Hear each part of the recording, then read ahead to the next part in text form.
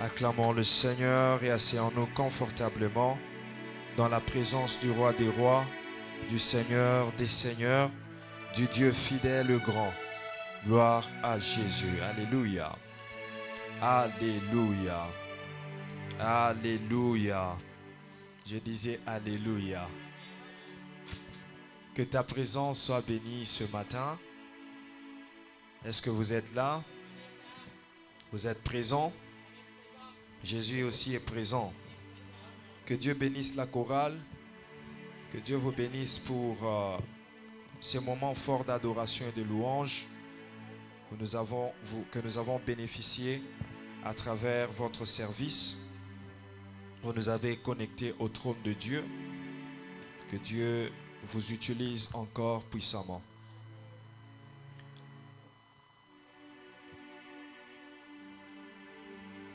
Ce matin, mon thème est intitulé « Quelques vérités sur le jeûne ». Quelques vérités sur le jeûne. Je vais enseigner sur le jeûne et la prière, évidemment. Et je vais donner quelques vérités, selon la grâce de Dieu, sur le jeûne. Amen. C'est 21 jours de prière et de jeûne. Nous sommes en train de jeûner, mais je pense qu'il y a peut-être certaines personnes qui jeûnent, mais sans savoir réellement c'est quoi le jeûne ou quels sont les avantages, les bénéfices du jeûne, ou comment est-ce que le jeûne doit être fait. C'est bien que tu jeûnes déjà, peut-être avec la connaissance que tu as déjà, mais c'est mieux qu'on apporte encore beaucoup plus de lumière, beaucoup plus de compréhension, pour que cette dernière semaine de jeûne te procure encore beaucoup de bénéfices et beaucoup d'avantages du jeûne. Aussi, dans tes jeûnes personnels, au moins que tu sois capable de le faire encore avec révélation, ou dans les jeûnes futurs, les jeûnes à venir collectifs que nous ferons ensemble dans l'assemblée, que tu puisses aussi exercer le jeûne selon la volonté de Dieu, selon la révélation biblique. La première vérité sur le jeûne ce matin est que le jeûne fait partie de l'essentiel de la vie chrétienne. On ne peut pas dissocier la vie chrétienne de la vie du jeûne. Étant donné que nous serons chrétiens ici sur la terre, nous serons toujours appelés à jeûner, à prier, à se sanctifier, à avoir la foi en Dieu, à donner des offrandes, à évangéliser. Donc ça fait partie des essentiels de la vie chrétienne. Les essentiels de la vie chrétienne. Alléluia. Donc le jeûne fait aussi partie de l'essentiel de la vie chrétienne. Des choses qu'un enfant de Dieu doit faire régulièrement, constamment, habituellement. Amen. Regardez un peu ce contraste. Dans Marc chapitre 2, versets 19 et 20, Jésus répond aux pharisiens et aux disciples de Jean. Parce que ce sont eux qui sont venus vers Jésus, les disciples de Jean. Non, ce sont les pharisiens qui sont venus vers Jésus. Lui demander, mais pourquoi est-ce que les disciples des pharisiens et les disciples de Jean Baptiste jeûnent, mais tes disciples à toi ne jeûnent pas? Jésus leur dit, étant donné que l'époux est avec eux, ils ne peuvent pas jeûner. Il y aura un temps où l'époux partira, là, ils pourront jeûner. Bien-aimés, il faut faire attention avec la parole de Dieu. Surtout les paroles qui sortaient de la bouche de Jésus. Et surtout, lorsqu'il répondait aux pharisiens. Il faut faire beaucoup attention. Parce que beaucoup de gens sont tombés dans ce piège-là de dire que nous ne pouvons pas jeûner parce que nous avons Jésus. J'ai Jésus, pourquoi jeûner? C'est un grand piège. C'est un très grand danger. Que Jésus soit là physiquement ou qu'il soit là d'une manière invisible. Quand je dis physiquement, ça veut dire quand il était avec les disciples étaient en train de jeûner. En fait, la première forme de jeûne que les disciples ont fait, c'était la privation de tout ce qu'ils faisaient avant. Ils se sont retirés de tout ce qu'ils faisaient avant. Pierre pouvait dire, nous avons tout quitté et nous t'avons suivi. C'était déjà une forme de jeûne. Alléluia. Alléluia. Je ne vais pas aller très vite, parce que dans les points qui vont suivre, tu vas comprendre aussi qu'il n'y a pas que ce jeûne-là à faire quand tu as Jésus. Il n'y a pas que cette forme de jeûne-là à faire. Il y a plusieurs formes de jeûne qu'on peut faire. On peut se priver de beaucoup de choses, de plusieurs choses. Mais les disciples ont commencé d'abord à se priver de tout ce qu'ils faisaient. Pierre a quitté la pêche. Matthieu a quitté le péage. Luc a quitté la médecine. André, Jean-Jacques, ils ont quitté la pêche comme Pierre. Ils ont tout quitté et ils l'ont suivi. C'était déjà une forme de jeûne, une privation. Ils ne pouvaient plus dormir chez eux à la maison. Ils ne dormaient plus dans leur maison, sous leur lit, selon la technologie de ce temps-là. Ils avaient des lits qui étaient confortables en ce temps-là. Mais ils ont abandonné ces lits, ils ont abandonné leur maison.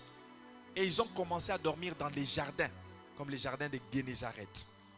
Exposés comme nous qui allions à Luzizi, là, à Mangengengue, vous dormez sous le ciel ouvert. Alléluia. Donc ils ont abandonné tout. C'était déjà une forme de privation pour suivre Jésus. Ils étaient déjà dans un jeûne. Mais maintenant, les pharisiens demandaient quant aux jeunes de se priver à manger et à boire. Allez maintenant dans Matthieu 17, verset 21. Jésus revient de chez... Il revient de chez les centeniers. Prier pour... Non, il revient de chez la petite fille qui était malade. Talita Kumi. Il vient de la guérir, de la ressusciter. Et en descendant de la montagne, tellement qu'il était parti, suis-moi avec beaucoup d'attention, tellement qu'il était parti avec Pierre, Jean et Jacques. Ce sont les 3 disciples qui ont accompagné Jésus.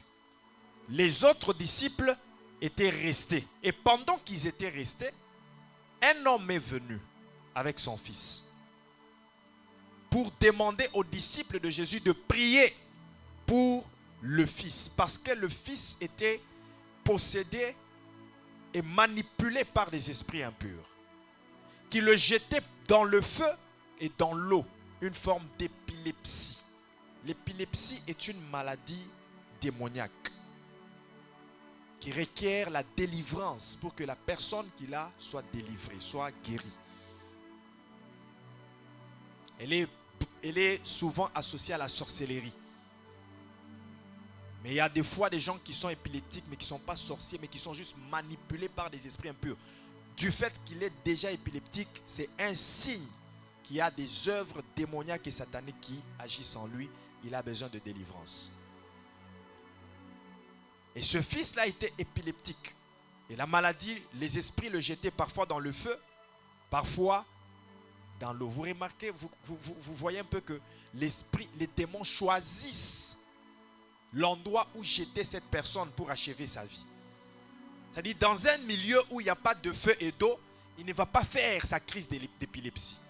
Mais dès qu'ils arrivent dans un lieu où il y a le feu, là où il y a l'eau, c'est là que la crise commence. Pour qu'il tombe dans le feu, pour qu'il tombe dans l'eau et qu'il puisse mourir. Les esprits impurs sont très méchants. Et c'est ce qui arrive dans la vie de beaucoup de gens. Les esprits impurs cherchent une zone où ils peuvent t'achever facilement. Voilà pourquoi il est très important de chercher la délivrance. Et de ne pas s'associer aux esprits impurs, quelle que soit leur forme. Alléluia. Ce papa vient avec son fils auprès des disciples.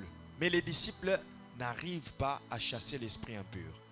Et quand Jésus descend, ce papa voit Jésus et dit, oh, maître, j'ai amené mon fils vers tes disciples.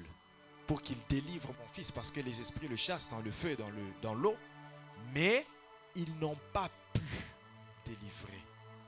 Jésus regarde ses disciples et dit, race d'incrédules, jusqu'à quand serai-je avec vous? Et puis il leur révèle pourquoi est-ce qu'ils n'ont pas pu chasser l'esprit impur. Il leur révèle pourquoi ils n'ont pas pu chasser l'esprit impur. Il dit, ce genre de démons ne sort que par le jeûne et la prière. Dis avec moi, le jeûne et la prière. Je suis au verset 21. Mais cette sorte de démon ne sort que par la prière et par le jeûne. Comment est-ce que dans Marc 2, il dit que les disciples ne peuvent pas jeûner aussi longtemps que je suis avec eux? Mais dans Matthieu 17, il dit aux disciples que si vous voulez réussir à chasser ce genre de démons, vous devez jeûner. Est-ce que quelqu'un comprend? Il faut faire attention avec ce que Jésus dit. Et ils ne sont pas censés de jeûner s'ils sont avec moi. Il dit aux pharisiens et aux disciples des gens. Parce que les pharisiens, les pharisiens et les juifs, ils avaient l'habitude de venir piéger Jésus. De poser des questions pour le piéger, pour le coincer. Voilà pourquoi parfois il leur donnait des réponses. Juste pour, comme on dit à Lingala, kokate la bango Lingala. Parfois, il leur donnait des réponses juste pour les confondre leur sagesse. Mais il dit aux disciples, même si je suis avec vous, je marche avec vous, je dors avec vous. Mais si vous ne jeûnez pas, vous ne pouvez pas chasser cette catégorie de démons. Le jeûne a sa place dans la vie chrétienne. Alléluia. C'est parmi l'essentiel de la vie chrétienne. Tu veux une vie chrétienne réussie, où tu fais des miracles, où tu fais des exploits, tu vis les exploits, habitue-toi à jeûner. Selon toute forme de jeûne. Alléluia. Habitue-toi à jeûner selon toute forme de jeûne. Prive-toi de dormir sur le lit, mais prive-toi aussi de manger. Aujourd'hui, les gens se sélectionnent les jeûnes qui sont faciles pour eux. Une autre vérité que je te donnerai sur le jeûne. Le jeûne est un moment d'inconfort. Si tu choisis ce qui est facile pour toi, que tu es confortable à le faire, tu n'es pas en train de jeûner. Il faut que ça te fasse mal. Il faut que que la chair ressente la douleur due au jeûne. Quelle que soit la privation que tu fais, quand tu te prives du lit pour dormir par terre, tu as mal aux côtes. Tu es inconfortable à dormir par terre. Quand tu te prives, je ne sais pas, de ton téléphone, tu perds certaines conversations, certains moments de plaisir que tu avais. Tu es inconfortable par rapport à ton habitude. Je suis habitué à toucher, à aller sur ça. Mais maintenant là, je sens comme si quelque chose me manque. Il faut que quelque chose te manque quand tu jeûnes. Alléluia. Alléluia. Et quand tu jeûnes aussi de ne pas manger certaines choses, tu auras des brûlures d'estomac. Tu auras la faim qui te dérange, qui te brûle le ventre. Tu auras les jambes qui tremblent. Tu marches, mais c'est comme si tu es en train de tomber. Tu n'arrives pas à te tenir sur tes pieds. Ce sont les effets que tu dois ressentir, l'inconfort que tu dois ressentir dans le jeûne. Alléluia. C'est parmi l'essentiel de la vie chrétienne. N'attends pas seulement qu'un programme de jeûne soit organisé à l'église. c'est l'essentiel de la vie chrétienne. Toi-même aussi jeune, programme un temps de jeûne personnel. Ou toi-même à la maison tu jeûnes, tu te prives de telle chose, de telle chose. Tu te prives aussi d'à manger et de boire, de manger et de boire. Pendant 3 jours, pendant 14 jours, pendant 7 jours, pendant 40 jours personnels. Alléluia. Souvent Dieu pousse certaines personnes au jeûne. Dieu force certaines personnes de jeûner en leur apportant des situations qui ne peuvent être résolues que par la prière et le jeûne. Cette sorte de démon ne sort que par le jeûne et la prière. Cette sorte de situation ne peut être résolue que par le jeûne et la prière. Aussi longtemps que tu ne jeûneras pas, que tu ne prieras pas, la situation sera devant toi. Je bénis Dieu pour certaines personnes, je ne vais pas mentionner les noms des gens, mais qui, je les voyais jeûner. Quand tu les rencontres, oh pasteur, je suis dans un programme de 40 jours, je dis, oh, cette personne vraiment, jeûne sur jeûne. Après quelques temps, je suis dans un programme de 21 jours. Mais aujourd'hui, je n'entends plus ça. C'est parti où? L'exaucement, l'accomplissement. J'avais prêché dimanche passé sur les obstacles à la prière du leader. C'est ça? Ce qui empêche le leader de prier. Les accomplis. Donc, dès que ce que je demandais est accompli, c'est fini.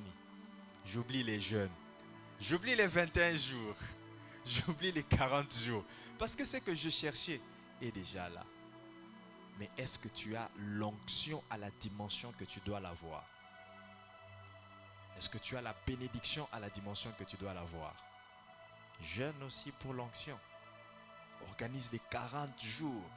Peut-être c'est toi le prochain qui ressuscitera 19 morts étalés devant toi comme ça. Comme les faisaient nos pères. Des personnes Idaosa. 19 morts. Ils ne touchent personne. Ils prêchent seulement, mais les morts ressuscitent. Chacun à son tour. La vie des chaînes et des prières. Les Haïdi Nabal. Des miracles authentiques. Haïdi Nabal à lui-même qui ne croyait pas quand les gens comme Tel Osborne allaient prêcher au Congo. Il regardait, disait, mais ces gens, ils nous manipulent avec leurs affaires.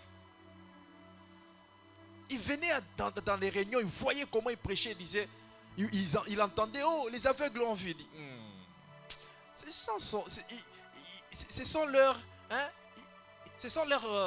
convenances. Ils se conviennent avec ces gens pour dire, oh, ils étaient aveugles, maintenant ils ont vu.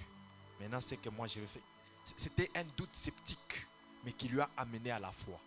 C'est que moi, je vais faire. Je connais mon oncle qui est au village, Adi Nabal. Je connais mon oncle qui est au village qui est aveugle. Celui-là, au moins, je sais qu'il est un aveugle authentique. Il est allé chercher son oncle. Il l'amène dans une réunion de Tel Osborne. Tel Osborne prêche. Au moment du service, il touche son oncle le voit. Depuis ces jours-là, il s'est repenti parce qu'il avait dit, je vais amener mon oncle. Si j'amène mon oncle et que ces blancs n'ouvrent pas ses yeux, je vais les taper. Il arrive avec son oncle. Dieu ouvre les yeux de son oncle. À partir de ces jours-là, il s'est repenti. Il a dit, Seigneur, pardonne-moi. Parce que j'avais promis de taper l'homme de Dieu. Et aujourd'hui, je crois que ces hommes annoncent la vraie évangile. Et moi aussi, je m'engage aujourd'hui à annoncer l'évangile. Il a commencé à suivre les enseignements. Et quand il a commencé à faire les services, les choses que lui-même doutait, il a commencé à les produire aussi. Des miracles, des aveugles qui voyaient, des guérisons, des délivrances, des résurrections. Il a été enseigné dans les jeûnes, dans les prières et dans tout l'enseignement qui peut faire qu'un homme soit accompli et prompt à toute bonne œuvre comme un bon homme de Dieu. Le jeûne, c'est l'essentiel de la vie chrétienne. Tu ne peux pas expérimenter une vie des miracles et des prodiges si tu dissocies ta vie du jeûne et de la prière. Deuxièmement, deuxième vérité, le jeûne sert à mortifier la chair et rendre l'esprit disponible. Le jeûne sert à mortifier la chair et rendre notre esprit disponible vis-à-vis de l'Esprit de Dieu. Bien-aimés, quand nous jeûnons, le corps physiquement se fatigue, mais la chair aussi est domptée par l'esprit. C'est l'une des bonnes manières de dompter notre chair avec ses désirs. Le jeûne. À chaque fois que tu entres dans un programme de jeûne, sache que ton esprit, ensemble avec l'Esprit de Dieu, arrive à dompter sur ta chair, sur les désirs de la chair. Galates chapitre 5 verset 16. Les désirs de la chair sont opposés aux désirs de l'esprit. Ils sont ainsi opposés pour que vous ne fassiez pas ce que vous voudriez. Lorsque tu entres dans un programme de jeûne, sache que ton esprit devient très disponible à l'Esprit de Dieu. Les désirs de l'esprit sont plus éveillés, plus réveillés, plus suscités, plus excités en toi, que les désirs de la chair commencent à être étouffés et à disparaître. Vous voyez les avantages du jeûne. On ne jeûne pas seulement pour demander les mariages à Dieu. On jeûne aussi pour mortifier, pour faire disparaître les désirs de la chair. Parce que la chair te demandera toujours. Je vais m'habiller. Je vais manger.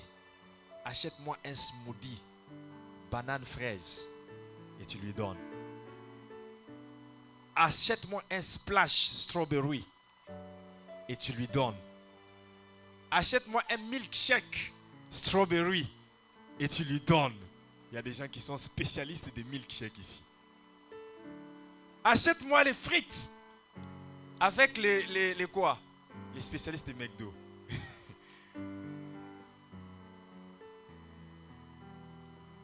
La chair te demandera, je veux le nouveau Louboutin 2024.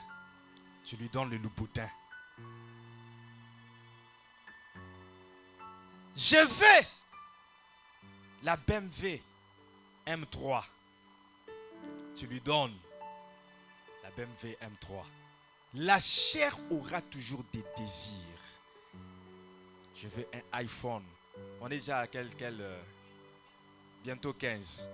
Bientôt 15. Il y a déjà les gens dont la chair dérange déjà 15. 15. La chair a des désirs contraires à ceux de l'esprit. Bien-aimé, tu veux satisfaire ta chair. Tu veux être en continuelle satisfaction de ta chair. Un jour, tu regretteras. Et un jour, cette chair-là sera emportée. Même pas avec ce que tu lui donnais. Les habits, les matériels, tout ce que tu donnais à ta chair restera. Et ce sont d'autres personnes qui l'utiliseront. Ça pourrira, ça sera détérioré sur la terre. Mais où passeras-tu ton éternité? Passeras-tu ton éternité avec le iPhone 15? Avec la BMW M3?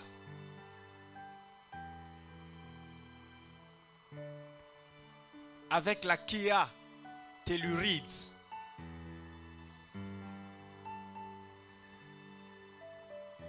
Ça restera. Même ton plus beau costume, on ne t'enterrera pas avec le jour de ta mort. Ça restera. Même cette peau-là que tu as l'habitude d'entretenir pour être toujours présentable, joli, beau. Cette peau-là, après 3 jours, décomposition commence. Elle commence à se décomposer. Tout l'orgueil et le vantardise que tu faisais sur la terre, je suis la plus belle fille du monde, va être la plus belle fille sous la terre. C'est impossible. Tu négliges les désirs de l'esprit. Et pourtant, ce sont les désirs qui t'amèneront à la félicité éternelle. Les désirs qui te donneront une place à côté du Père. Les désirs qui feront que ta vie ne se limite pas sur la terre, mais que tu aies une vie après la mort. Que tu aies une vie éternelle. Les désirs de l'esprit, verset 17.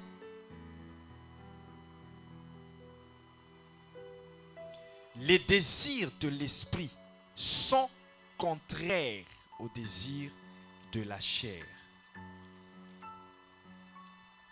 Car la chair a des désirs contraires à ceux de l'esprit. Et l'esprit en a de contraires à ceux de la chair. Ils sont opposés entre eux. Ils sont opposés entre... Il y a une guerre en nous entre les désirs de l'esprit et les désirs de la chair. Il y a une guerre en toi. Il y a une guerre en toi.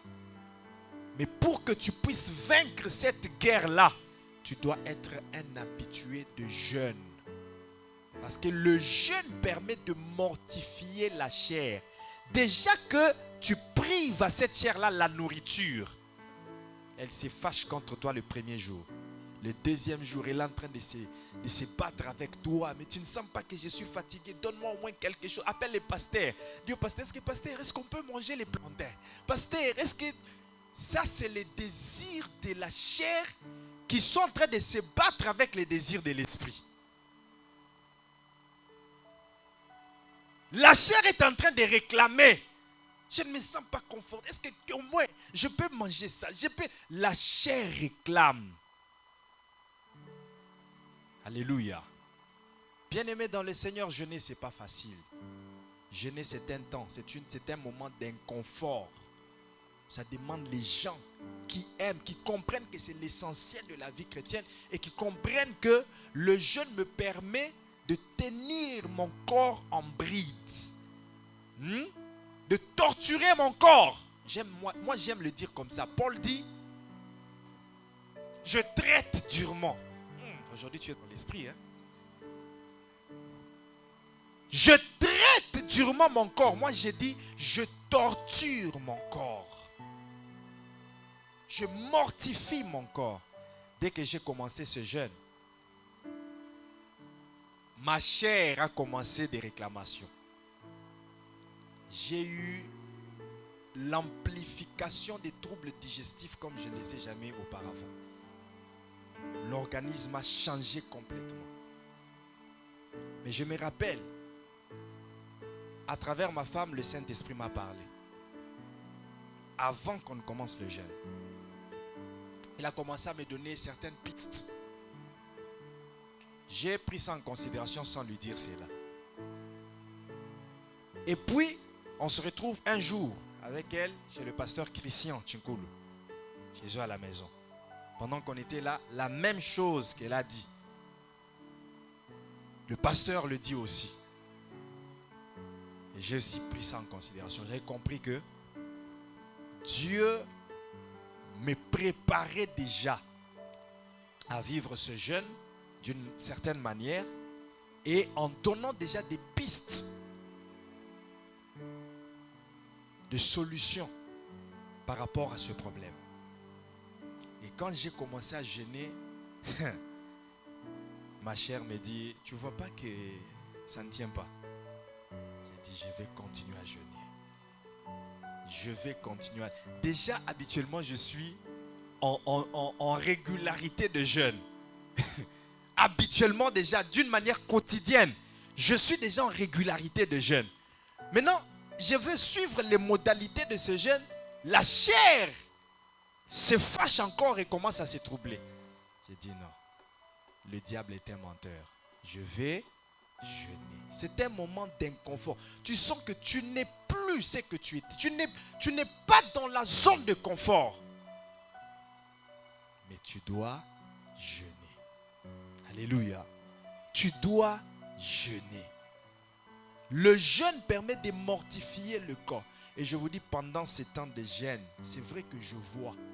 C'est vrai que j'ai des paroles, je donne des paroles de connaissances. Mais je sens que mes yeux, c'est comme si on m'a mis du mercure dans les yeux. Les yeux voient clairement. C'est ça. Lorsque nous nous mettons dans un moment de jeûne, les dons de l'esprit, les désirs de l'esprit se réveillent et les désirs de la chair disparaissent. Alléluia. Alléluia. J'aimerais dire à quelqu'un, tu ne sortiras pas de ces programmes tels que tu l'as commencé. Ces programmes s'appellent programme de miracles. 21 jours de prière, c'est un programme de bénédiction. C'est un programme de restauration. C'est un programme de guérison. C'est un programme d'ouverture des opportunités. Il y a un cadeau spécial que Dieu a prévu pour chacun de nous. Il y a une récompense que Dieu a prévue pour chacun de nous.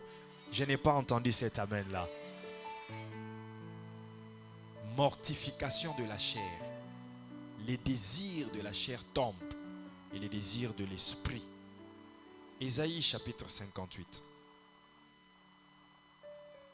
Ésaïe chapitre 58.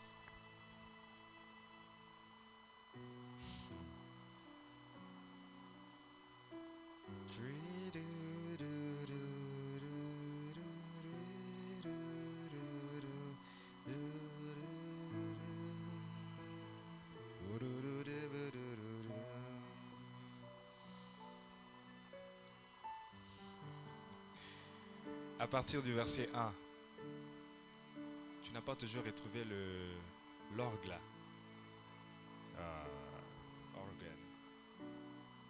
Organ and accordion.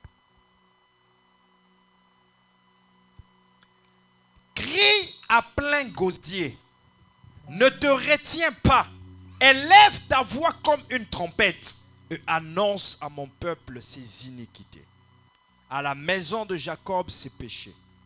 Tous les jours, ils me cherchent. Nous prions, nous montons à l'église, nous entrons dans des retraites. Ils veulent connaître mes voies, comme une nation qui aurait pratiqué la justice et n'aurait pas abandonné la loi de son Dieu. Ils me demandent des arrêts de justice.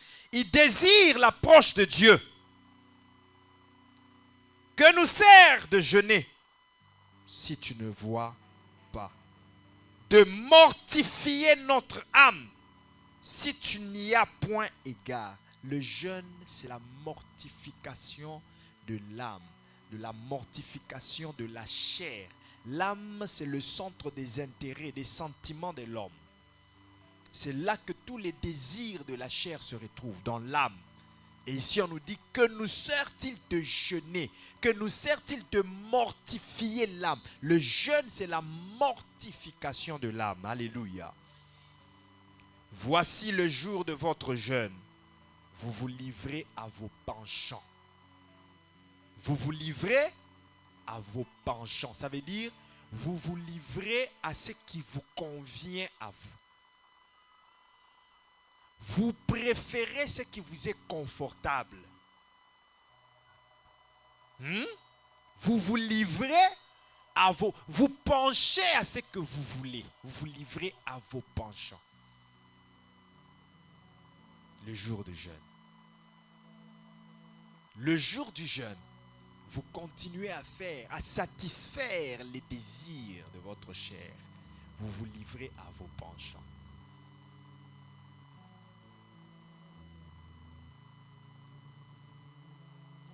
Vous n'abandonnez pas ce que vous devriez abandonner le jour de votre jeûne.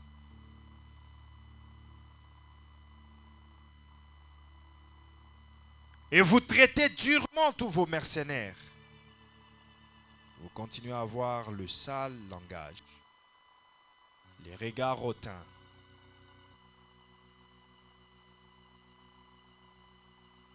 le langage dur. Voici, Vous jeûnez pour disputer et vous quereller. Pendant le temps même du jeûne, vous vous disputez, vous querellez. Pour frapper méchamment du poing. Vous ne jeûnez pas comme le veut ce jour, pour que votre voix soit entendue en haut. Si vous jeûnez comme le veut ce jour, votre voix sera entendue en haut. Si vous jeûnez comme le veut ce jour, si vous jeûnez comme le veut ce jour, that's great. Si vous jeûnez comme le veut ce jour, votre voix, ça veut dire votre prière sera entendue de Dieu. Mais si vous priez, mais vous négligez le jeûne ou les modalités du jeûne, votre voix ne sera pas entendue. Alléluia. Alléluia. Est-ce que le Saint-Esprit parle à quelqu'un ce matin? Est-ce là le jeûne auquel je prends plaisir? Un jour où l'homme humilie son âme. Le jour du jeûne, c'est un jour où l'homme humilie son âme. Humilie son âme. Là, je ne parlerai pas de l'humilité, mais de l'humiliation. Parce que l'âme, c'est le centre des sentiments, des désirs de la chair. Maintenant, tu dois mettre ton âme dans l'humiliation. Pendant que l'âme te réclame des choses, tu humilies l'âme. Tu fais honte à l'âme. Tu fais honte à la chair. Pendant que la chair te dit, je veux ceci, honte à toi. Pendant que les tentations de la chair viennent, honte à toi. C'est ainsi que pendant le jeûne de Jésus, le diable est venu vers lui. Il dit, si tu es fils de Dieu, ordonne que cette pierre devienne du pain. Forte tentation du jeûne. Quelqu'un est en train de se priver de manger, toi tu lui présentes déjà le pain. Mais Jésus a fait honte à cette tentation de la chair. J'ai le pouvoir de transformer ceci en pain, mais je ne vais pas le faire. J'humilie. Je fais honte à ma chair. J'ai le pouvoir d'acheter du pain et manger pendant ce temps de jeûne. Mais je ne fais pas honte à toi. J'ai le pouvoir, la capacité de mentir, de faire ce que je veux. Mais honte à toi la chair, humiliation dans ton camp. Le jeûne, c'est un temps où nous humilions la chair. Courber la tête comme un Jean et se coucher sur le sac et la cendre. Est-ce là ce que tu appelleras un jeûne? Il y a des gens qui font des jeûnes apparents. Écoutez, voilà, donc montrer à l'apparence à tout le monde que je jeûne. Écoutez, quand vous jeûnez, la Bible dit, vous n'avez pas besoin de le dire à tout le monde. De présenter, tu sais, moi je jeûne. Ah, vous aussi à la maison, vous préparez pendant que les gens jeûnent. Les gens sont en train de consommer l'odeur de la nourriture que vous préparez. Qui t'a dit de rester là où on prépare? Déplace-toi. Si tu ne veux pas être tenté par la nourriture qu'on prépare, mais va jeûner ailleurs. Pourquoi mettre tout le monde à la maison mettre tout le monde mal à l'aise à la maison parce que toi tu jeûnes? Donc son jeûne est une publicité. Écoute, je jeûne, hein? Je réglerai ton cas après mon 21 jours de prière. Tu as la chance parce que je jeûne. Je me fâcherai après. Aujourd'hui, je ne me fâche pas. Je me fâcherai. Attends, tu vas me connaître après 21 jours de prière. Vous savez, vous pouvez dire aux gens que vous jeûnez si cela est nécessaire. Si cela est nécessaire. Ce n'est pas mal de dire aux gens que vous jeûnez, mais ne le faites pas d'une manière publicitaire ou arrogante. Il y a des moments où vous pouvez être invité chez des gens. Et c'est gênant de refuser de manger chez des gens chez qui vous êtes peut-être habitué de manger sans leur dire pourquoi. Ils vont peut-être se poser beaucoup de questions. qu'est-ce qu'il y a? Est-ce qu'il a eu peur? On va l'empoisonner, on va l'ensorceler, qu'est-ce qu'il y a? Non, non, je suis dans un programme de prière. Ce n'est pas mal de le dire. Ce n'est pas mal. Non, je suis dans un programme de prière, je ne peux pas manger. J'ai un règlement que je respecte pour les programmes de prière. Alléluia. Mais en faire une publicité, porter le sac, montrer à tous que tu es en jeûne, d'une manière publicitaire et arrogante, ça ce n'est pas le jeûne auquel Dieu prend plaisir. Écoute, le moment de jeûne est un moment agréable à Dieu. Lis le verset 5 à la fin. Il dit, est-ce là ce que tu appelleras un jeûne, un jour agréable à l'Éternel? Le jeûne, le jour du jeûne est un jour agréable à l'Éternel. Ces 21 jours de prière sont agréables à Dieu. Voilà pourquoi Dieu se plaît des gens qui sont en train de jeûner. Dieu t'acclame. Et il y a des récompenses que tu vas recevoir. Alléluia. Verset 6. Voici le jeûne auquel je prends plaisir. Détache les chaînes de la méchanceté. Dénoue les liens de la servitude. Renvoie libres les opprimés. Et que l'on rompe toute espèce de joug. Partage ton pain avec celui qui a faim. Et fais entrer dans ta maison les malheureux sans asile. Si tu vois un homme nu, couvre-le. Et ne te détourne pas de ton semblable. Pendant ces 21 jours de prière, à qui tu as déjà fait du bien? À qui as-tu fait du bien pendant ces 21 jours de prière? À qui es-tu venu en aide? Financièrement, même avec les vêtements. C'est bientôt la rentrée scolaire. As-tu préparé la rentrée scolaire de qui? Qui peut-être n'a pas les moyens de le faire pendant le moment où tu jeûnes. Alléluia. Que le Saint-Esprit te parle ce matin. Alors, ta lumière poindra comme l'aurore et ta guérison germera promptement. Donc, même dans le jeûne où on fait le bien aux autres, il y a une puissance de guérison. Il y a une puissance de guérison. Il y a une puissance de guérison quand on fait un jeûne qui est agréable à l'Éternel. Quand on fait du bien, on partage les pains avec l'autre. Ça, c'est une révélation que tu dois saisir. C'est une révélation. Va méditer encore le verset 8. Ésaïe 58.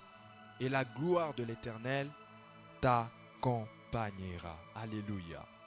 Troisième vérité sur le jeûne. Le jeûne est une privation à l'avantage des choses de l'esprit.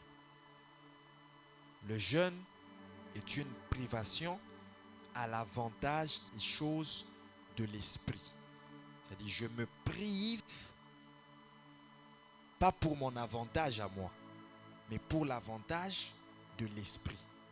Mais l'avantage de l'esprit me procurera aussi l'avantage. C'est moi d'ailleurs qui sera bénéficiaire de ces avantages-là.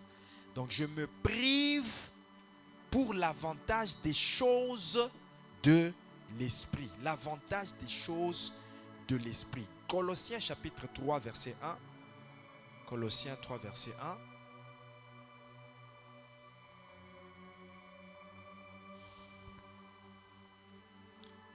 Aujourd'hui, personne n'est rapide, ni l'électrice, ni l'afficheuse. Ah, elle est déjà là. Ok, que Dieu te bénisse. Mais vous êtes aussi ressuscités avec le Christ. Recherchez donc les réalités d'en haut. Les réalités d'en haut. Les réalités d'en haut. Il y a les réalités d'en bas, mais aussi les réalités d'en haut. Alors vous recherchez les réalités d'en haut. Quelles sont les réalités d'en haut? Ce qui se passe dans les cieux. Ce que Dieu fait pour nous. C'est que les choses d'en haut. Les avantages et les bénéfices spirituels.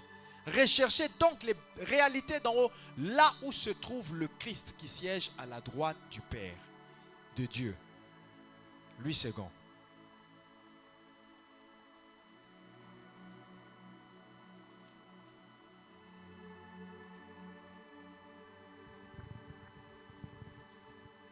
Colossiens 3:1. Si donc vous êtes ressuscités avec Christ, cherchez les choses d'en haut où Christ est assis. Cherchez les choses d'en haut. Cherchez les choses d'en haut. Donc, quand tu es en train de jeûner, tu te prives des choses d'en bas pour l'avantage des choses d'en haut. Donc, le jeûne est une privation. Je me prive des choses d'en bas, des choses terrestres, des choses de ce monde, des choses qui resteront sur la terre. Tout ce qu'on a cité auparavant. La nourriture, les iPhones, les voitures. Tu te prives de ce qui est d'en bas, tout ce qui est lié à la chair, pour rechercher les choses d'en haut. Alléluia. Alléluia. C'est une privation à l'avantage des choses de l'esprit. Et cette privation peut être réussie avec ou sans retraite, mais toujours avec la prière. Alléluia. Amen. J'aimerais me rassurer que tout le monde comprend bien ce que je suis en train d'expliquer. La privation, c'est déjà le jeûne. Le jeûne est une privation. Mais il y a des privations qui ne pourront réussir que si tu te retires. C'est pourquoi on parle de la retraite. Il y a des retraites qui peuvent se faire en jeûnant de la nourriture ou en jeûnant d'autres choses. Mais déjà le fait que je me prive de certaines choses, nourriture ou autre chose, c'est le jeûne. Mais pour réussir mon jeûne, comme à la maison, on prépare, et que moi je ne veux pas être tenté par la nourriture, je me retire, je vais en retraite. Je m'enferme à l'église pour mieux réussir mon jeûne. Comme les amis ne cessent de m'appeler, de m'envoyer des textos, je me retire du téléphone. Je ferme mon téléphone, je ferme mon WhatsApp, je laisse le téléphone loin de moi, je me retire pour réussir ma privation. Le jeûne est une privation, mais qui peut réussir par moment avec une retraite. Il faut se retirer pour mieux jeûner et prier, pour avoir la concentration, pour aller dans les profondeurs. C'est ainsi que les autres parlent du cache-toi. C'est caché, que les autres ne sachent pas où je suis. Je me retire de tous afin de communier bien avec l'esprit, afin de bien rechercher les choses de l'esprit. Alléluia. Et quatrième vérité pour finir ce matin, chaque jeûne a des modalités qui lui sont propres. Chaque jeûne a des modalités qui lui sont propres. Chaque jeûne a des modalités qui lui sont propres. Chaque jeûne, il y a toujours des orientations, des directives que le Saint-Esprit te donnera. Tu veux faire un jeûne de 21 jours, voici des instructions, les modalités du jeûne. Si c'est un jeûne personnel, il y aura des modalités. Il y aura des choses que tu te diras, je ne vais pas faire ceci, je ne vais pas faire ceci. Selon le besoin du jeûne et selon la discipline, parce que le jeûne est un moment de discipline. Selon la discipline que tu veux adopter, tu sens que c'est les téléphones qui commencent maintenant à prendre le temps de Dieu. Tu n'as plus le temps pour la méditation. Alors tu te disciplines, tu te dis, cette semaine, je vais réduire mon temps d'utilisation de téléphone. C'est une modalité de ton jeûne. Cette semaine, je ne vais pas toucher à mon téléphone. C'est une modalité de jeûne. C'est une modalité de jeûne. Alléluia. Donc chaque jeûne a des modalités. Et quand aussi c'est un jeûne collectif, il y a aussi les modalités collectives du jeûne. C'est là que j'ai insisté pendant la semaine que les gens doivent respecter les consignes données. Quand on dit on mange fruits et légumes, ça doit être ça. Ce n'est pas qu'on a donné une modalité, toi tu vas grignoter d'autres choses, tu vas manger d'autres choses. Donc tu es sorti des modalités du jeûne. Tu as abîmé ton jeûne. Alléluia. Et vous verrez les conséquences. Les conséquences, c'est que la récompense qui est réservée à ceux qui ont réussi aux modalités de jeûne ne te sera pas donnée. Cette récompense ne te sera pas donnée. Parce que tu n'as pas couru selon les règles. 2 Timothée chapitre 2, verset 1. 2 Timothée à partir du verset 1. Toi donc, mon enfant, fortifie-toi dans la grâce qui est en Jésus-Christ. Et ce que tu as entendu de moi en présence de beaucoup de témoins, confie-le à des hommes fidèles qui soient capables de l'enseigner aussi à d'autres. Verset 3. Souffre avec moi comme un bon soldat de Jésus-Christ. Dis à ton voisin, souffre avec moi comme un bon soldat de Jésus-Christ. Souffre avec moi comme un bon soldat de Jésus. Souffre ensemble avec moi. Souffre ensemble avec moi. Dans ce ministère, souffre avec moi comme un bon soldat de Jésus-Christ. Dans les programmes de prière et de jeûne, souffre avec moi comme un bon soldat de Jésus-Christ. Comme un bon soldat de Jésus-Christ. Dis à ton voisin, souffre comme un bon soldat de Jésus-Christ.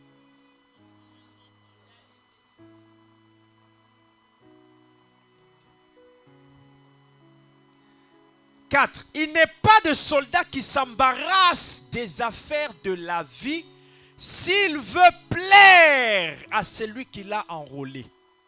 Écoute avec beaucoup d'attention. Il n'y a pas de soldat qui s'embarrasse des affaires de la vie. Ça veut dire, les affaires de la vie le préoccupent. Les affaires de la vie l'embarrassent. Lisez-moi d'autres versions. Préparez toutes les versions. Les affaires de la vie le dérangent. Il est préoccupé toujours par les affaires de la vie.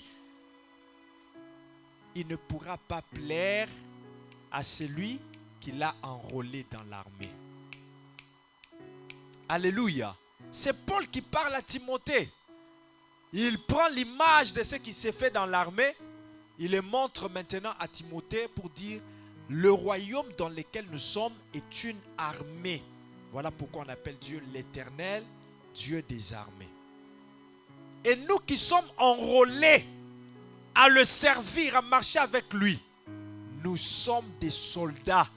Alors si tu es un soldat enrôlé par Jésus, tu ne dois pas t'embarrasser des affaires de la vie. Diminue un peu. Tu ne dois pas t'embarrasser des affaires de la vie. Est-ce que quelqu'un me comprend? S'embarrasser des affaires de la vie. On arrêterait des ouvriers. Pasteur, j'ai mal à l'estomac. Je ne pourrai pas venir. On a un programme de 21 jours de prière. Pasteur, moi je suis sous médication. Le médecin m'avait dit.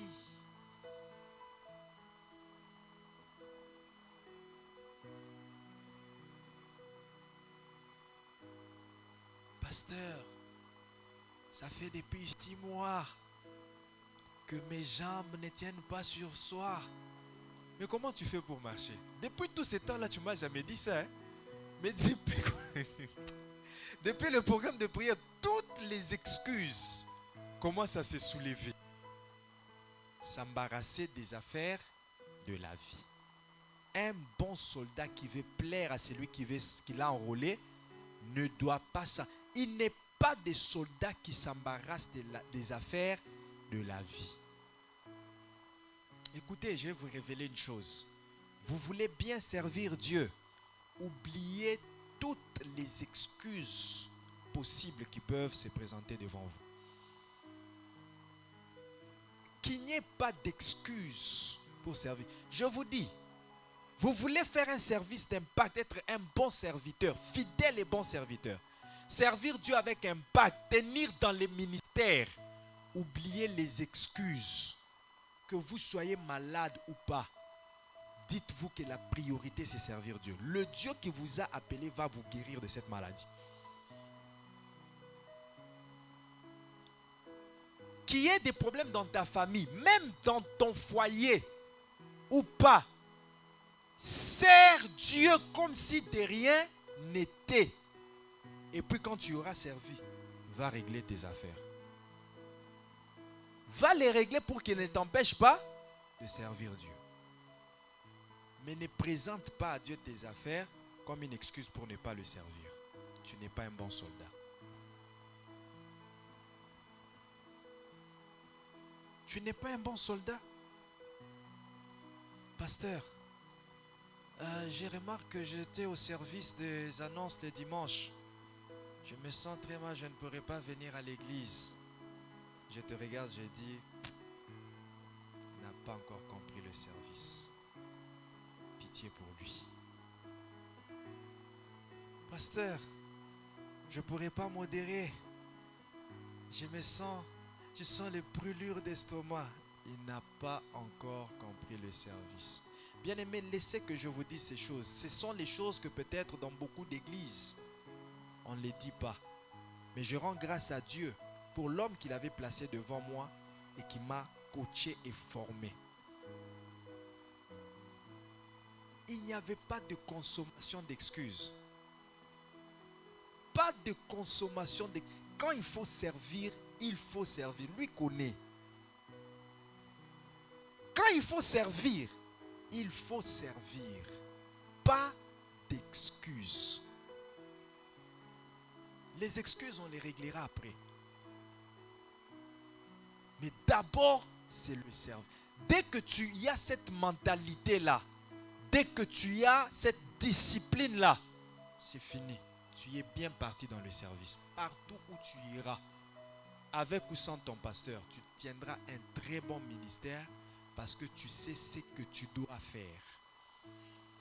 Parce qu'il n'y aura pas des vents et des tempêtes qui vont te secouer. Que les vents soufflent, que les tempêtes. Je n'ai plus besoin d'être avec le pasteur Thierry pour tenir en face de certains vents, de certaines tempêtes que je rencontre dans ma vie personnelle ou dans le ministère. Parce que j'ai bénéficié des enseignements. Voilà pourquoi parfois, je me ris de certaines personnes. J'organise école de ministère. Je lance l'information. Il s'absente. Il ne vient pas. Pendant que moi, je suis en train d'équiper les autres, de former les autres à recevoir les mêmes grâces, les mêmes enseignements et tenir dans les ministères. Il s'absente. Il ne vient pas. Et tu regardes la manière dont il sert. Pitié. Il est vraiment encore très loin de comprendre les choses de Dieu. Il est encore très loin, toujours dans les excuses. Je ne pourrai pas, je ne saurai pas, je suis ceci, je me sens comme ça. Très loin. Si tu veux plaire à celui qui t'a enrôlé, la première des choses que tu dois bannir de ta vie, c'est les excuses. Si tu veux un jeûne qui est agréable à Dieu, la première des choses que tu dois bannir, c'est les excuses. Jeûne selon les modalités établies. Il continue pour dire, verset 5, « Et l'athlète n'est pas couronné s'il n'a pas combattu selon les règles, suivant les règles. » Si l'athlète n'a pas combattu suivant les règles, il ne peut pas être couronné. Si tu jeûnes en dehors des modalités du jeûne, tu ne peux pas recevoir les récompenses qui sont liées à ce programme de prière-là. Ce n'est pas moi qui le dis. Ce sont des principes.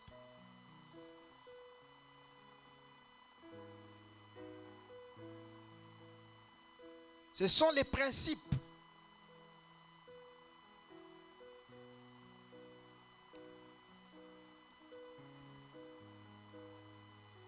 Tu présentes les excuses. Et puis, tu finis le programme. Tu continues à vivre. Tu as encore tout ton temps de manger tout ce que tu voulais manger. Et ceux qui ont respecté le programme, même si ils ont eu des douleurs qu'ils n'avaient pas avant, même si ils ont maigri, même si ils ont subi toutes sortes de conséquences liées à ces jeûnes, mais après, comme nous, déjà cette semaine, c'est la dernière. Les dimanches, on finit le service ici, chacun rentre, il peut manger tout ce qu'il veut. Mais tu finis pendant que tu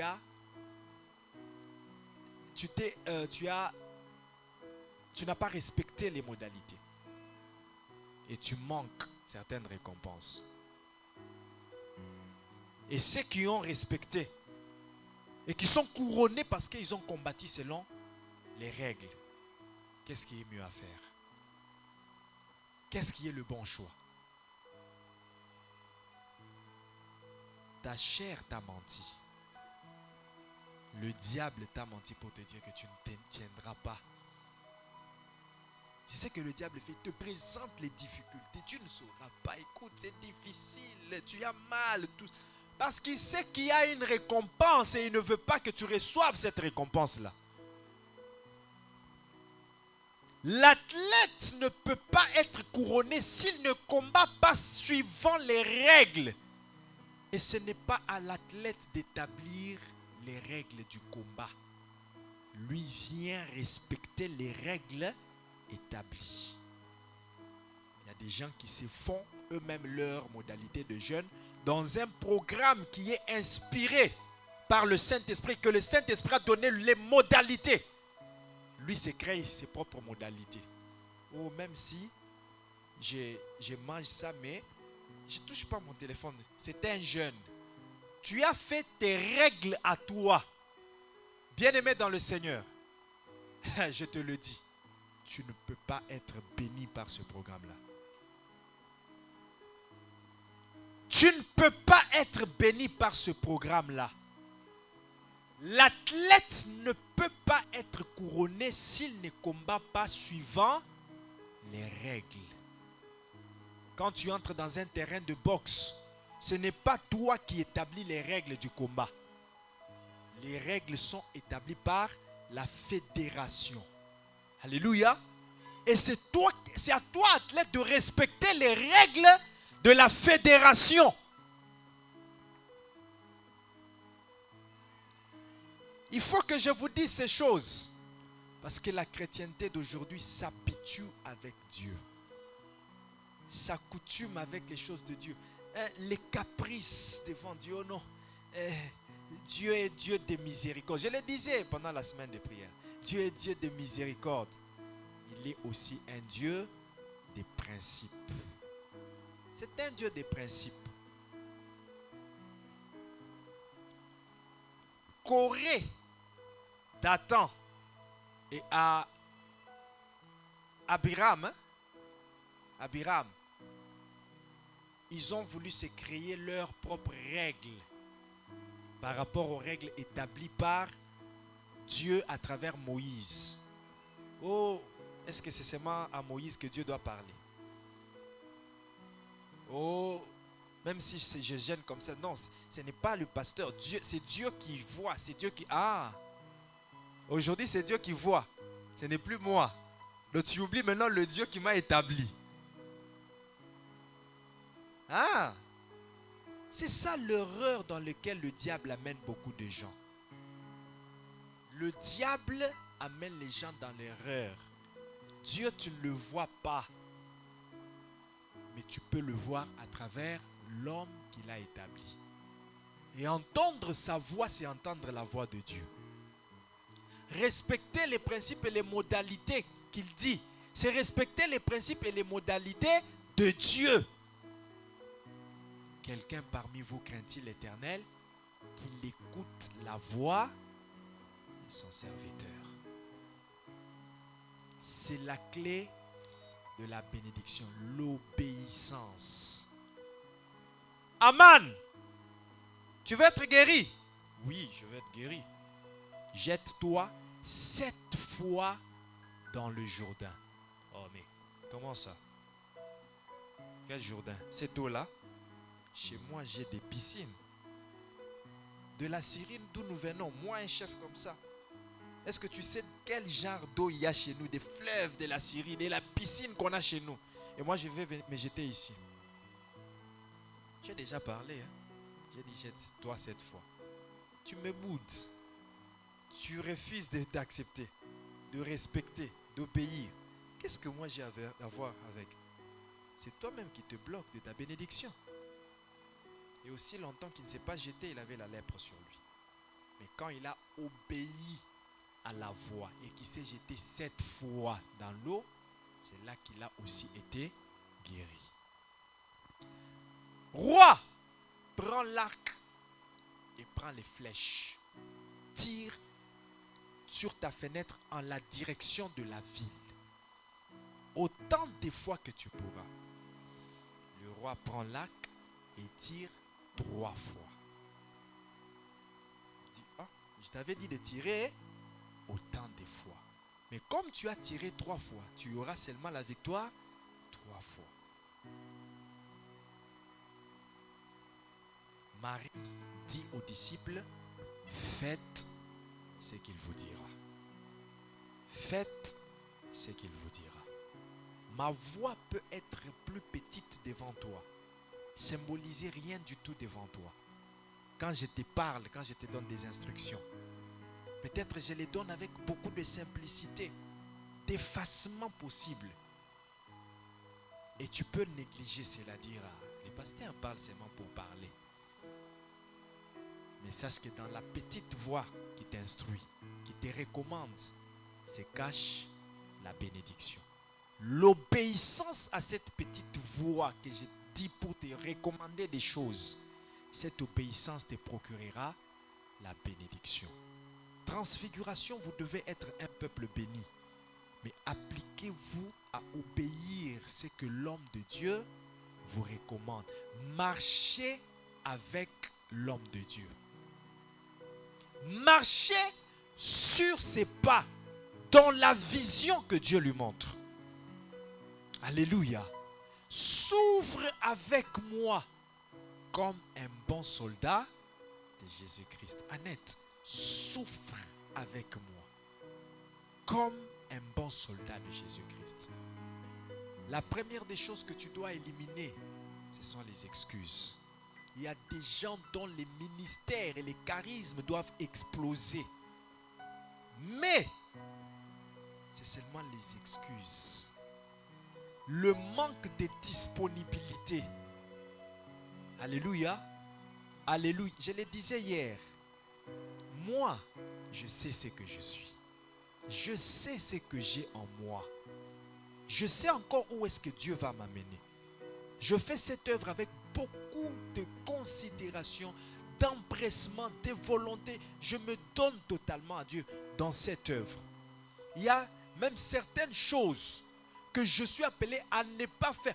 Dès qu'une tentation survient, même pas pour moi, je pense à une personne qui a un cas qui nécessite l'intervention de Dieu. Je me dis, Seigneur, si moi je commets des bêtises, cette personne-là ne sera pas guérie. Il y a certaines personnes dont j'attends des miracles qui seront des bombes, des témoignages terribles. Mais si je me compromets, comment est-ce qu'il le vivra? Je suis le canal de sa bénédiction. Je sais qui je suis. Donc je n'ai pas besoin que quelqu'un vienne m'acclamer, me dire que non, tu es ceci, c'est là. Non, je le recevrai. Ah, pasteur, tu prêches bien. Ah, merci. Gloire à Dieu. Pas plus tard que hier, l'homme de Dieu qui était là hier, il faisait que remercier. Il a même manqué de mon pasteur, je ne sais pas comment. Depuis que j'ai commencé ces programmes de prière, j'apprends beaucoup. Je le manque même à dire. Je l'ai regardé comme ça. J'ai dit gloire à Dieu. Gloire à Dieu. Je dis gloire à Dieu. Gloire à Dieu. Et puis c'est tout.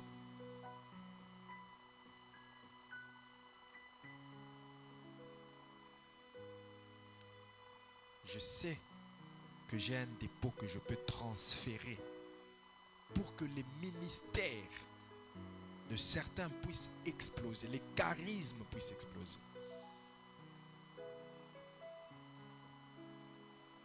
L'écoute de la voix de l'homme de Dieu, l'obéissance à ce qu'il recommande est une clé de bénédiction. L'athlète ne peut pas être couronné s'il ne combat pas selon les règles. Écoute ma voix ce matin et applique-toi. Applique ton cœur à commencer à pratiquer ces choses. Il y a des gens qui retardent leur bénédiction, retardent l'explosion de leur charisme. Parce que, 1, ils sont dans les excuses. 2, ils se rendent indisponibles. Et comme moi j'ai l'habitude de dire, je ne peux travailler que sur une personne qui est disponible. Parce que je dois m'assurer que le dépôt que je dépose en lui sera bien protégé et servira, produira ce qu'il convient d'eux. On ne donne pas la nourriture des enfants aux chiens. C'est pourquoi il y aura des gens qui seront autour de moi des années, et dont je n'ouvrirai jamais certains secrets. Parce que il est là, mais il n'est pas disponible. Son cœur n'est pas disponible, attaché pour suivre. Suivez-moi et je ferai de vous. Suivez-moi. On ne peut pas faire d'une personne qui n'a pas suivi. Suivez. Et comment est-ce qu'ils ont suivi? Allons à Génézareth. Ils sont tous à Génézareth. Ils dorment dans les moustiques et dans les insectes de toutes sortes. Allons en telle place. Ils s'en vont avec. Ils le suivaient partout. Partout. Il y a beaucoup ici. Si après 21 jours de prière, j'ai mis un autre programme. Il y a beaucoup de programmes à l'église. Non, ça, je ne vais pas les suivre. Et d'ailleurs, je vous préviens déjà, on aura une école de ministère. Bientôt là. Peut-être au mois de septembre ou au mois d'octobre. Parce qu'il y a des gens que je dois équiper. Malheureusement, ça sera sélectif. Ce n'est pas tout le monde qui va participer. Je vais sélectionner des gens qui vont participer. Mais parmi les gens que je vais sélectionner, tu entendras des excuses. Oh pasteur, je n'ai pas pu être là. Je ne pourrai pas être là. Tu crois que c'est à ton avantage ou c'est à mon avantage? Les choses que je vais dire, je les connais déjà, je les pratique déjà, ça produit l'impact dans mon ministère. Mais c'est toi qui vas perdre. C'est toi qui perds. Moi, je bénis Dieu parfois quand je vois des gens de loin. Ils viennent, ils reconnaissent la grâce. Ils s'attachent à la grâce pour au moins apprendre. Ne fût-ce que apprendre. Je vous ai dit pas plus tard qu'hier. Il faisait que remercier. Et j'aimais la phrase qu'il a dite. La dernière phrase qu'il dit. Il dit, pasteur, je sens comme si j'ai reçu, depuis que je me suis associé à votre programme de 21 jours de prière, je sens comme si j'ai avancé de 10 ans. Est-ce que vous me suivez? Je sens comme si j'ai avancé de 10 ans. Il n'a pas commencé 21 jours avec nous. Il est venu au milieu. Mais les enseignements que je donne, les choses que je libère, les révélations que je libère pendant la semaine, il écoute ça et dit, j'ai jamais écouté ces choses.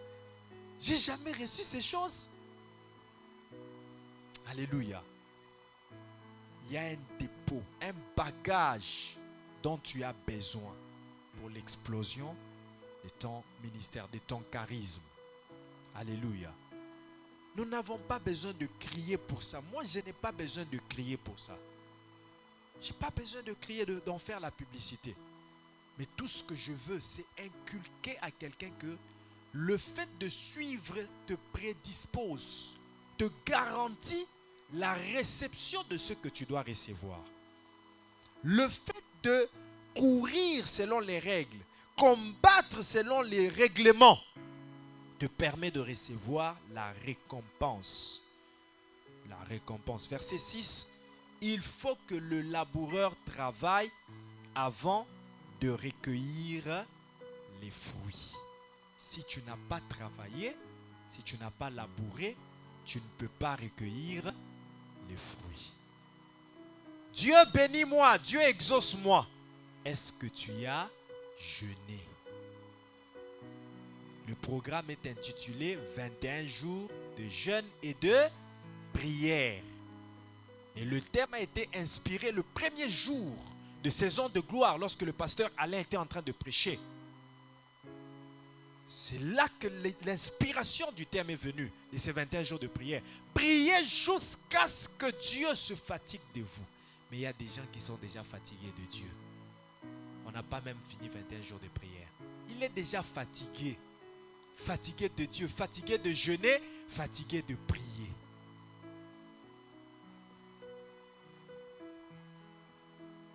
Les obstacles au jeûne. Je prie que Dieu t'accorde la grâce de vaincre tous les obstacles qui viennent devant toi pour t'empêcher de jeûner et de prier. Le jeûne est l'essentiel de la vie chrétienne. Même quand on finit les 21 jours de prière, cherche à entrer encore dans un programme personnel de jeûne et de prière. Aie un calendrier annuel où tu sais que telle période, déjà je vous avertis, mois d'août, maman bénie, c'est ça non? Depuis tous ces 5 ans, chaque mois d'août, nous avons un programme de prière et de jeûne.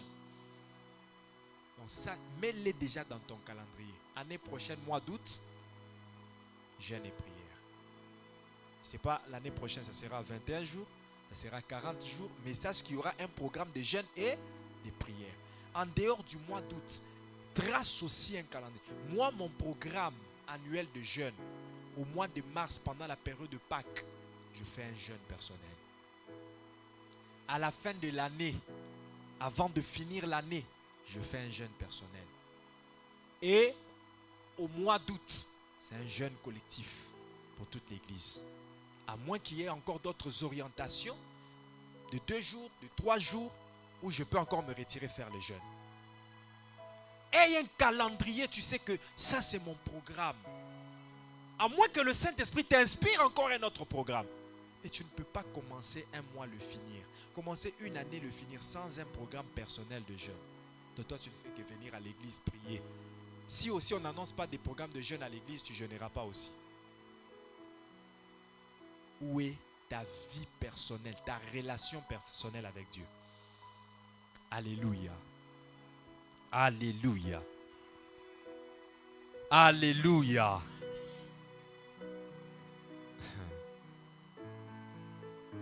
Aujourd'hui, je ne serai pas indulgent.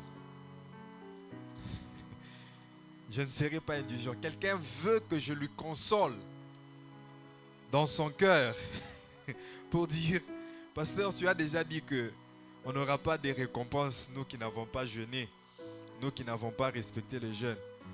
N'attends pas la consolation, il n'y a pas de consolation. Les principes restent les principes. Attends ton tour. À l'autre jeûne, rentre aussi dans les principes.